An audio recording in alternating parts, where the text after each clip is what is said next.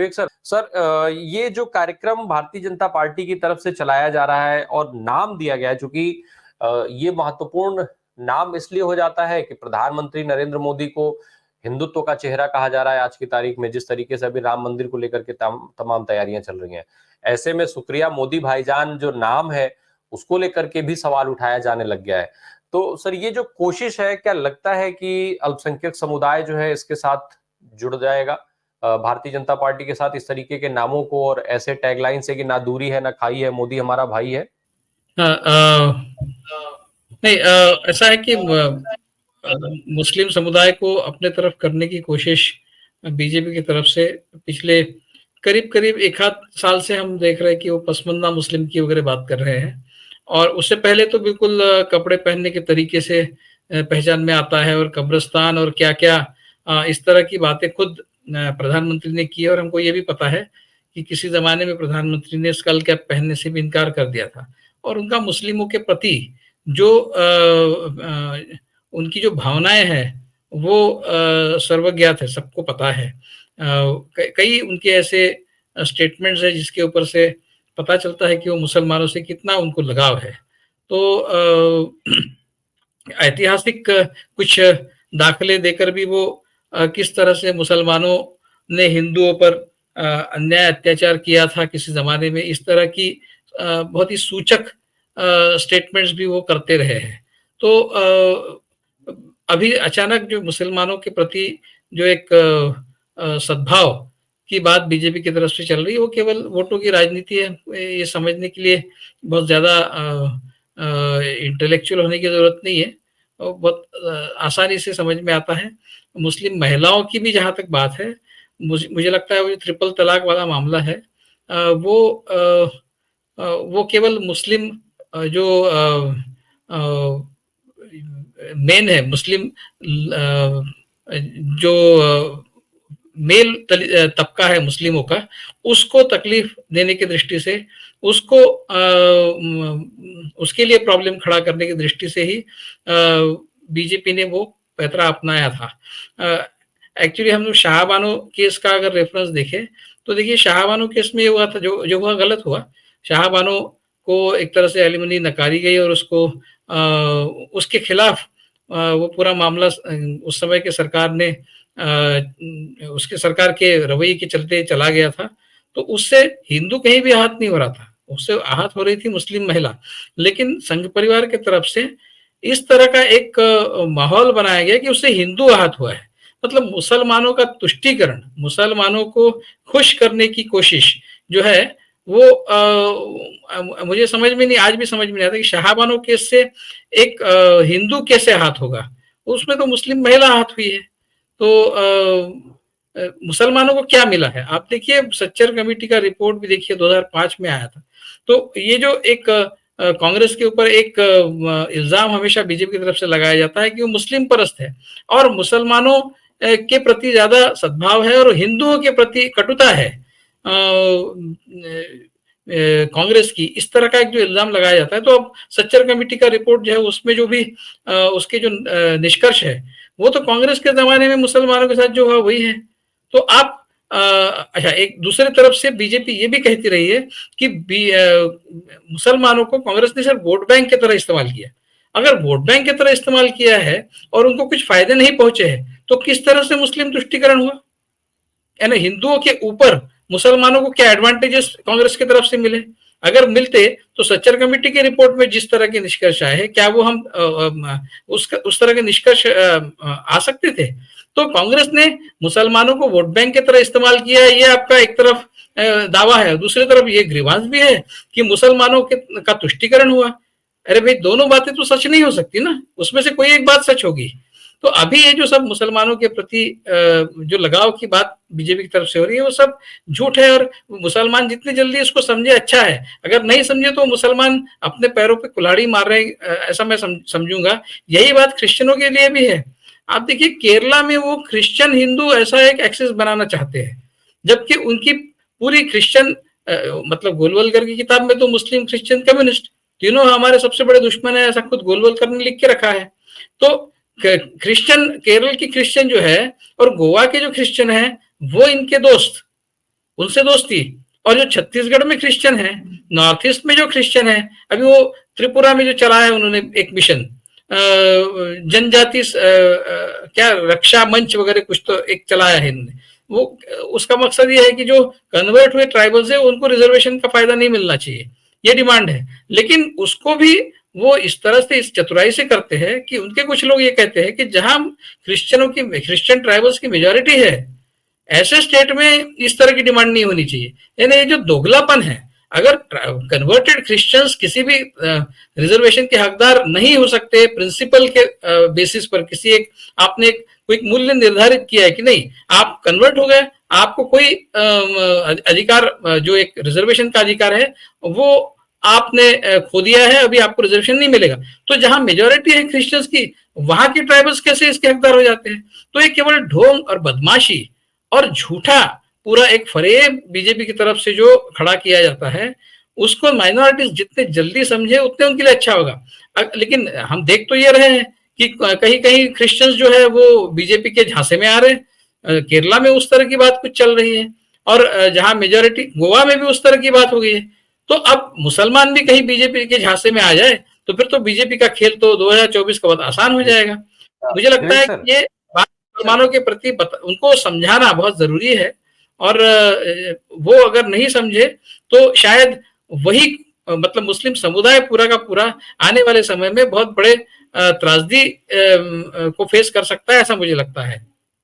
जी sir, एक चीज ये है, जिस तरीके से बात होती है, अब अभी जो किसी भी समुदाय की बात हो, मुस्लिम वोटर्स के लिए तो हमेशा से ही कहा जाता है कि भारतीय जनता पार्टी भाई उनको अपने साथ जोड़ना नहीं चाहती है। हिंदुत्व के भाई कोर चेहरे हैं वो लोग, कोर हिंदुत्व, हार्ड हिंदुत्व की पॉलिटिक्स करते हैं। इसके बाद भी अगर अल्पसंख्यक समाज के लोगों को जोड़ने की कवायदें, जिस तरीके से पीछे प्रधानमंत्री ने पसमंदा मुसलमानों की बात की, संघ प्रमुख मोहन भागवत साहब ने मुसलमानों की बात की, तो आखिर अब अचानक से पिछले कुछ समय से इन मुसलमानों की याद भारतीय जनता पार्टी को और संघ को कैसे आ गई? क्योंकि अभी तक तो ऐसा कुछ होता नहीं था भाई, संघ कभी भी मुस्लिम समुदाय को लेकर के कुछ ऐसा उसने नहीं, कोई पदाधिकारी मुस्लिम नहीं मिलेगा संघ में आपको। भारतीय जनता पार्टी के लिए अभी तेलंगाना में उनके एक नेता ने ऐलान किया था कि भाई हमें मुस्लिमों का वोट नहीं चाहिए, उस पर भारतीय जनता पार्टी के किसी नेता की कोई टिप्पणी नहीं आती है। लेकिन इससे इससे इतर प्रधानमंत्री जी बात करते हैं मुसलमानों की, प्रदेशों में बात होती है मुसलमानों की, और खास करके जब चुनाव करीब आते हैं तो ये जो अभी स्कीम, जो योजना चला रहे हैं उसको, तो जो अभियान चलाने जा रहे हैं उसको किनारे कर दीजिए। एक सामान्य प्रक्रिया में अगर हम ये देखें तो क्या आखिर ये जो अल्पसंख्यक जोड़ने की बात हो रही है, ये क्यों जरूरत पड़ गई? अचानक से मुसलमानों की याद क्यों आने लग गई है? एक ये कि कहीं से भी अगर वोट शेयर घटता है, मतलब बीजेपी क्या है, बीजेपी बहुत दूर का सोचती है और बहुत बड़ा प्लानिंग करती है। जितने ज्यादा वोट हम बटोर सके उतना अच्छा है। यानी कहीं से अगर खिसकने वाले जो वोट है उसकी भरपाई कहीं और से हो जाए, ये एक स्ट्रेटेजी बीजेपी की हमेशा ही होती है।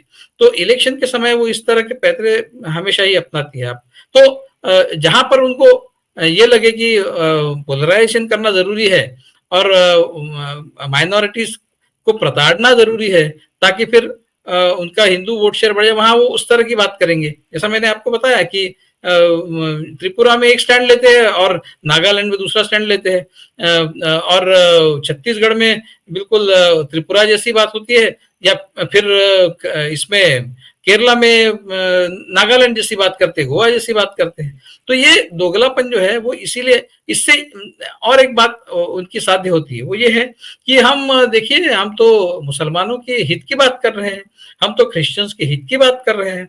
ये चित्र खड़ा हो, दुनिया को ये दिखे कि ये कोई एंटी माइनॉरिटी नहीं है, ऐसा एक दूसरे तरफ का भी एक उनके लिए एक डिफेंस तैयार हो, ये भी कोशिश होती है।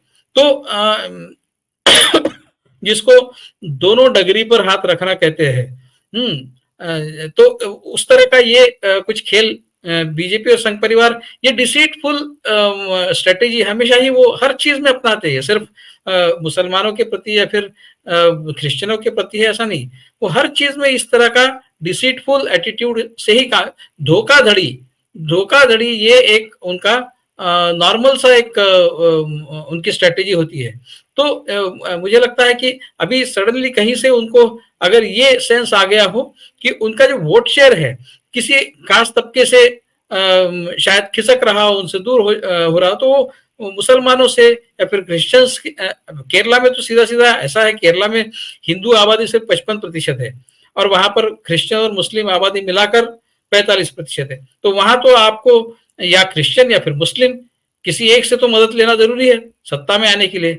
तो वो प्रेफर करते हैं क्रिश्चियंस को, क्योंकि मुसलमान जो है वो सब, देखिए आरएसएस का पूरा प्रोजेक्ट ही मुसलमानों को प्रताड़ित करना। ये 4-5 शब्दों में कहा जाए, जैसे रामचंद्र गुहा हमेशा कहते हैं कि आरएसएस की आइडियोलॉजी क्या है, we will show Muslims their place, बस खत्म, इससे ज्यादा कुछ नहीं है। उसके इर्द गिर्द पूरा उन्होंने उनका जो एक जाल बुना है उसमें बहुत सारी बातें वो करते हैं, उसमें समाज सेवा करते हैं, उसमें वनवासी कल्याण आश्रम चलाते हैं, बहुत सारे प्रोजेक्ट चलाते हैं, भाषा का प्रोजेक्ट है, विज्ञान का प्रकल्प है, कहीं सारे प्रकल्प जो है उनका अंततः ध्येय एक ही है कि किस तरह से मुसलमानों को प्रताड़ित किया जाए और हिंदू राष्ट्र की स्थापना की जाए। हिंदू राष्ट्र की स्थापना यानी मुसलमानों को दरकिनार करना। तो ये एक तो कहीं से भी मुसलमानों के प्रति इनके मन में कोई पॉजिटिव संवेदना हो, इसकी कोई पॉसिबिलिटी नहीं है, क्योंकि इसका मतलब ये होगा कि सीधे सीधे आरएसएस का जो मूल मकसद है उसी से दूर हटना,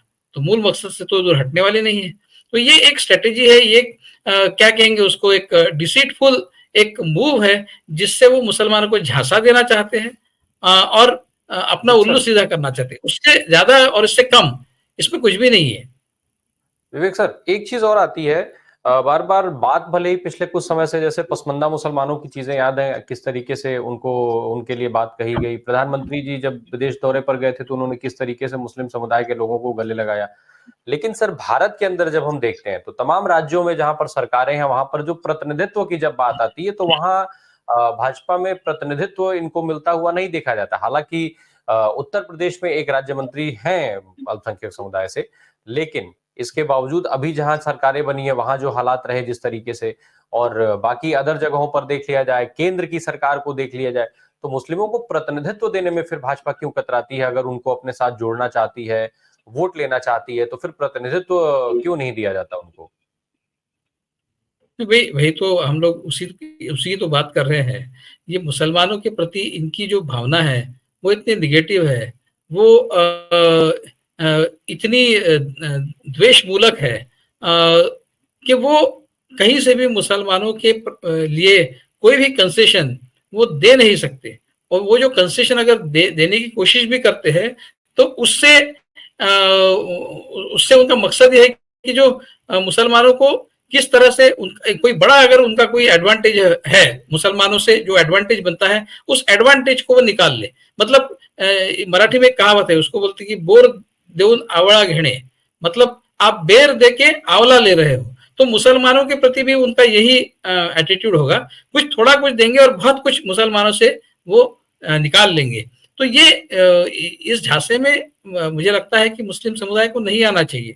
लेकिन होता यह है कि हमने देखा है कि पिछली बार भी शायद 8 के करीब प्रतिशत मुसलमानों ने उनको वोट किया था और कुछ कुछ कुछ चीजें, अब वो कहते हैं कि ये सारे जो गवर्नमेंट की स्कीम्स है उसका तो सही फायदा सभी को मिल रहा है, जितना हिंदुओं को मिल रहा है उतना मुसलमानों को भी मिल रहा है। हम ये तो नहीं कर रहे हैं कि किसी मुसलमान को हम उससे दूर कर रहे हैं, उससे दूर रख रहे हैं, ऐसा तो नहीं है।